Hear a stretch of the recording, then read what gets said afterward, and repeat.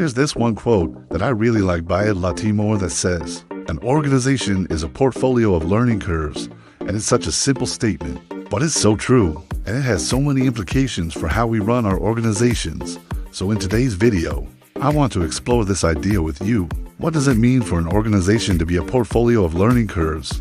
And what does that mean for you as a leader of an organization? So the first thing that this quote makes me think about is the idea that every organization is made up of individuals who are at different levels of proficiency or expertise. Some people are brand new and just starting to learn the ropes. Other people have been around for a while and are experts in their field.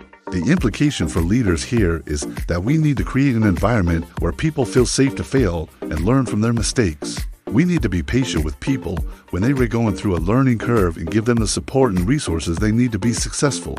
We also need to recognize that everyone's learning curve is different, and that some people will learn faster than others. We can't expect everyone to learn the same material in the same amount of time. We need to be flexible and adaptable in our approach to training and development. The second thing that this quote makes me think about is the idea that organizations are constantly changing and evolving. The business environment is always shifting, and we need to be able to adapt quickly in order to stay ahead of the curve.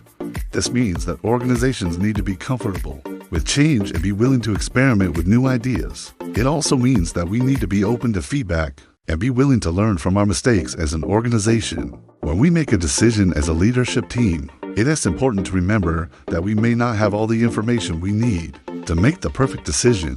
We need to be willing to listen to feedback from our employees and customers and be willing to adjust our course if necessary.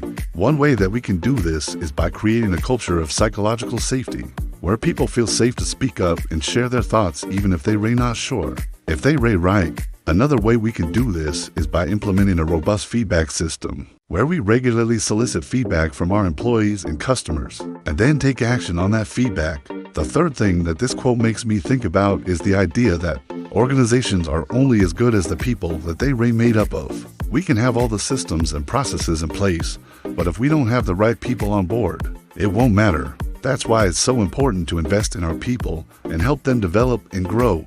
This means providing opportunities for training and development, but it also means creating a culture that values learning and growth. One way we can do this is by encouraging employees to take on stretch assignments where they are challenged to learn new skills or take on new responsibilities. Another way we can do this is by creating a culture of continuous feedback, where feedback is seen as a natural and necessary part of the growth and development process. So those are the three things that I want to talk about today. How do we create a culture where people feel safe to learn and grow?